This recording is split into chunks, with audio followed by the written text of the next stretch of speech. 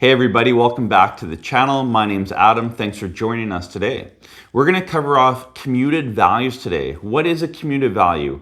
How they're calculated, and if you stay to the end, I'll show you how to determine if your commuted value is the best option for you. It is for some, it's not for others, but is it for you? Stay tuned. If you haven't already, make sure to subscribe to our channel. We're going to be releasing weekly videos, and starting in October 2020, we're going to start doing mini courses throughout the month. So every week we'll post part 1 of 4 or 5, depending on the month, on different topics related to financial planning to help you retire better, build more wealth, and just a better understanding of how to build a financial retirement and estate plan. Also, make sure to like the video, as that really helps the algorithm and boosts our video out to many more other people that wouldn't get it otherwise. So first, we'll cover off when you will receive a commuted value option on a pension plan.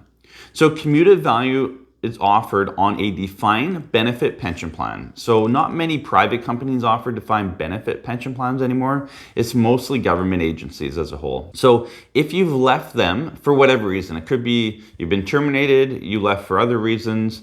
It could even be, you're raising kids. So my wife, for example, is a nurse. She's now at home raising our children. A couple years after she had left being a nurse in the public system here, she was given a statement option to take a commuted value. So I'll go through that in a little bit as well, what that looks like. I'll show you a screenshot of what this pension option statement actually looks like, so you can see that firsthand. So a commuted value is offered to people under age 55. So most of the time you can only take a commuted value on your pension up to age 55. Past 55, you're not going to have a commuted value option. A commuted value is going to be calculated based on your guaranteed pension amount. So when you get your statement, there's going to be two options. Option A is going to be a set monthly pension from age 55 to 65, and then from 65 on. Sometimes we see from 55 to 60, 60 to 65, 65 on. So there could be a couple options in there, but most commonly we see a set pension amount, a set monthly payment to you starting at age 55 till 65, and then it usually will drop a little bit from 65 on because there's a bit of a bridge benefit. When looking at the commuted value, it's going to be based off of that guaranteed payment amount. So basically what happens is actuaries and statisticians will work out the numbers to figure out if we need to pay Johnny X amount of money per month for, from 55 all the way till age expectancy, say 87. How much money do we need today in a bucket to be able to guarantee those payments for his lifetime? And they work backwards from there and basically create a bucket, and that's what they're giving you in the commuted value. Now, in that bucket of commuted value, there's going to be two parts of it. One part is going to be able to transfer to a locked-in RRSP, which you can start accessing at age 55. The other part is going to be paid in cash. If you have RRSP room, you can roll that into your RRSP to avoid a large tax bill. Otherwise, that will be taxable income for you in the year that you take it. So let's say the amount is $100,000. There's going to be 30% withholding tax on there. So anything up to $5,000 will have 10% withholding tax. From $5,000 to $15,000, we'll have 20% withholding tax. And if your amount is over $15,000, there's going to be a 30% withholding tax. And what that is, it's not a penalty. It's just they're withholding tax that you're going to have to pay eventually anyway. So if you end up having to pay less than 30% tax in the year, then you will actually get a bit of a reimbursement. If you have to pay more, which you likely will, if you're taking 100, 200, 300,000, you may have to pay more tax. So make sure if you take a commuted value with a cash portion, work with your accountant or financial planner to make sure you understand if there's going to be more tax due when you file your taxes for that year, because you don't want to be hit with a tax bill that you weren't sure about. When you get your option for a commuted value, you got to start looking at the bigger picture on what that means and if it makes sense in your world. So when we sit down with our clients, we look at a few things that will help us determine if their commuted value option is best for them or if they should just lock in and take their pension. So the first thing we look at is marital situation. If you are not married, if you do not have a spouse or common law partner, What happens if you take your pension option, there's usually a 5, 10, or 15-year guaranteed payment on that. Most common, we see 5. So after 5 years, if you passed away within the first 5 years or after 5 years, the pension stops and there's nothing else. So I'll give you an example of a client of ours. He had a commuted value option of about $1 million. Half of it went to a locked-in RRSP, half of it he had to take in cash. We were able to use some RRSP, TFSA, whatever else for it. We were able to lower his tax bill as best we can. But the reason we took the commuted value option for him is he was not married and he had a teenage son.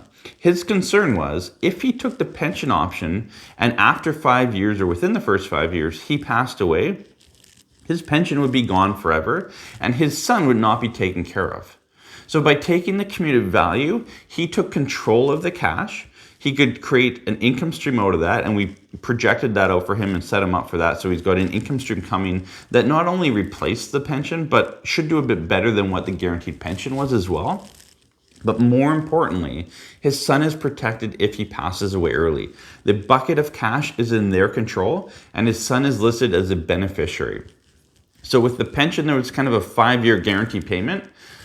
With the bucket of cash, you're in control. So you're taking risk when you take the commuted value because you have to now invest it and try and earn some money. Cash flow is not a guaranteed payment. So there's risk to taking the commuted value in that sense. But for this specific situation with this client, it made a lot of sense to take the commuted value because of his teenage son. So as promised, I wanted to go through the top 3 reasons why or why not to take the commuted value option. Number 1 is interest rates. We are currently in a very, very low interest rate environment. How the commuted value is calculated is based on current interest rates. So, like I mentioned earlier, the commuted value is based off the guaranteed pension amount from 55 to 65 and 65 till age expectancy. So if interest rates are low, they need more of a bucket to be able to guarantee that payment for life. So if they're only getting, say, 1% on their money, they need more money to be able to guarantee that payment. If they were getting 5% on their money, they would need less money because the rate of return would generate more income, which would be able to guarantee that payment to you. So when interest rates are low, commuted values can make more sense to take out because you're actually getting more money than you would if interest rates were higher. So that's number 1. Low interest rates do help commuted value option. Number 2, you want to look at your current health and family history of health.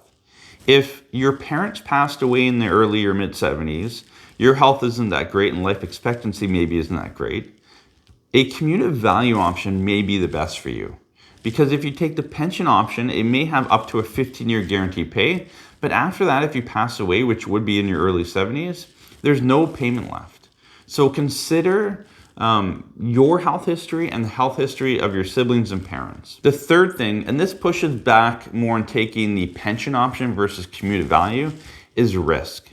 If you're someone that, meat and potatoes, paid off your mortgage early, very disciplined, and don't like taking much risk on the investment side, and not that you need to take risk if you take your commuted value, but if you take your pension option, it's guaranteed. It's a guaranteed check every month. You don't have to worry about the market's ups and downs, where to invest, how to manage it, how to get proper advice. So taking the commuted value does open up kind of that bucket of having to manage that money or hire someone to manage that money. Whereas a pension option, it's simple, right? You're getting that check every month. It's there guaranteed. As mentioned earlier in this video, there are risks to that. But again, there's a benefit to that safety net, that guaranteed income that people like. So those are the top 3 reasons to look at when considering a commuted value. Again, both sides of the coin.